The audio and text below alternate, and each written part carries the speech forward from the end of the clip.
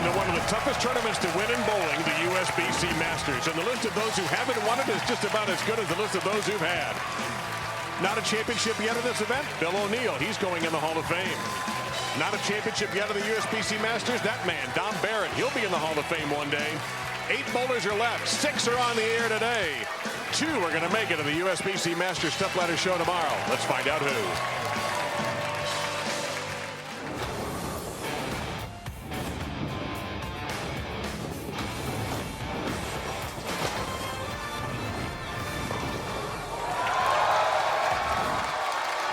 Michigan bowling audiences are the best. Stubler Arena, Thunderbowl Lanes in Allen Park, Michigan. Welcome to the USBC Masters on FS1.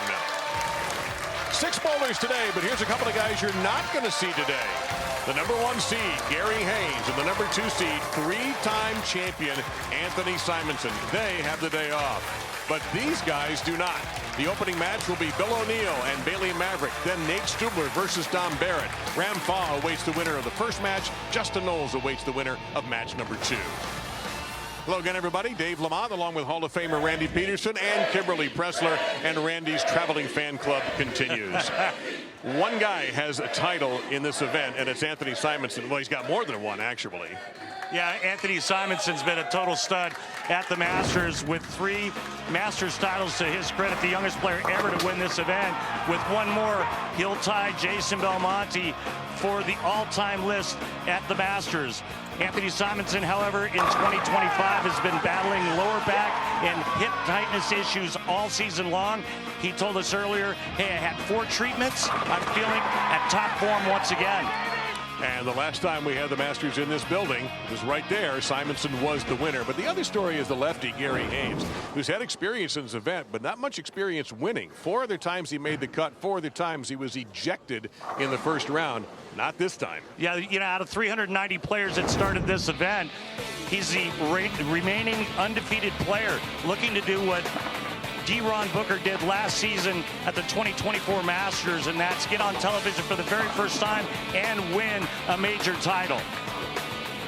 So Gary Haynes, a tremendous story. You will see him tomorrow as the #1 seed. So who are we going to see today? Well, we showed you already the opening match. It'll be #1 seed from qualifying, Bill O'Neill against Bailey Mavrick. And Bill is standing by with Kimberly Pressler. So, Bill, you were the #1 qualifier over on the Maybe, but now we are in Stubler Arena, where you won your first title in 2009. So you know what it takes to win here. But how different is it for you from over there to here? Yeah, it's a completely different bowling center. So whatever I did over there, I've totally forgotten. It doesn't mean much over here. And completely different game plan, different balls, and but the same execution. You got to go out and go through my routine and my process and do everything the same. Good luck to you today. Thanks. Yeah, that was the Chameleon Championship in a year, that same season, 2009-10 season, he won the U.S. Open. Bailey Mavrick. Not to say there's an age difference here, Randy, but in 2017, Bailey was bowling in the Indiana High School Boys State Championship. Bill was winning the Elias Cup with the Dallas team in 2017.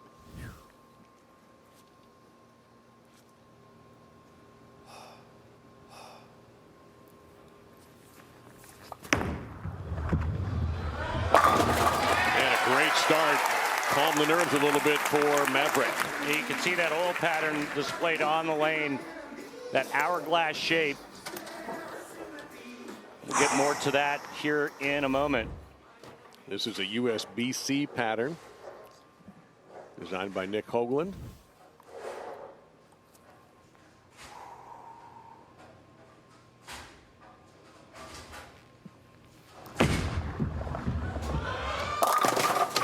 And a little bit through the nose for Bill, a makeable spare. Just the 3-6.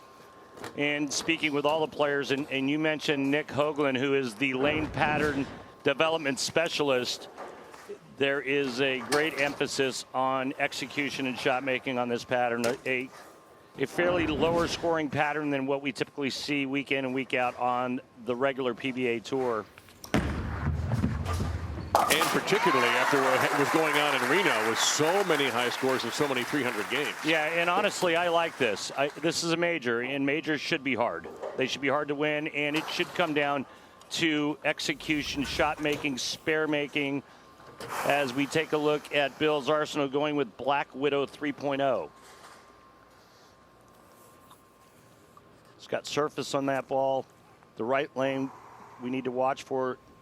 It looks to be just a little bit tighter down lane for the players. Yeah. See the Gorgeous. 9 just get ejected by the ball there at the last second. 9-pin just got mugged.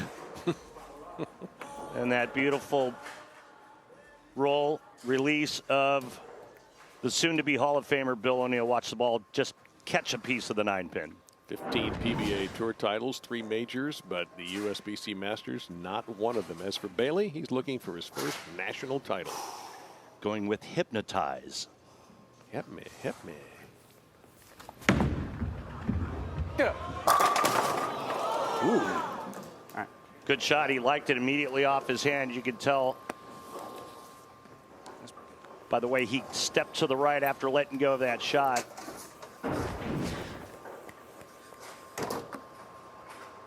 Just over third arrow, out to about 6.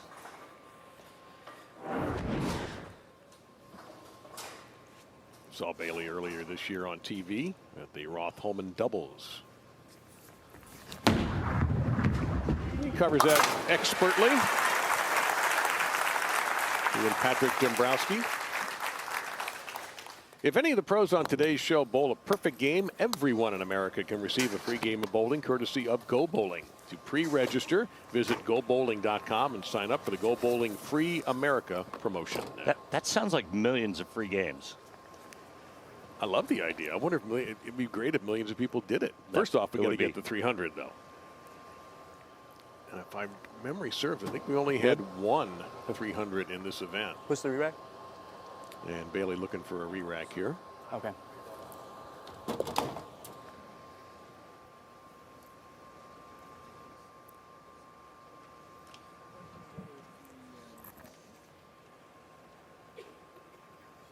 Oh, they are investigating whether or not he may have crossed the foul line. And that looks like a foul. Yep, sure does. There is a line judge there. You fouled on that spare shot. Okay. It's a foul. Okay. It is a foul. So take away the spare. Good. Damon Chiraco of the USBC making that determination. So you see the change in the score. And now what does this do to Bailey's mentality? He accepted it calmly, but that was the external reaction. Well, that's impressive. Yeah. That is impressive. Strike from Maverick in the previous frame.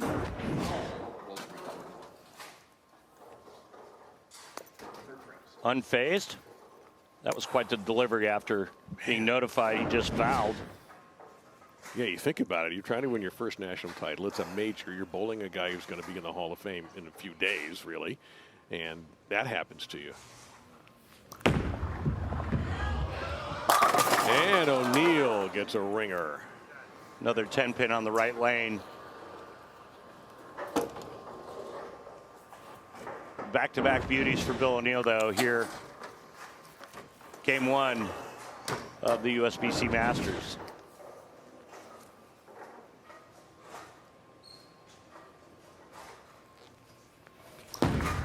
And make it 38 to 38 for Bill. Let me take a look at today's oil pattern presented by Kegel, powered by Kegel. So same pattern that we used on the other side of the building being used here in the arena, but you can see that hourglass shape that Nick Hoagland developed for this event. You can see the players are going to play a little bit farther outside to start.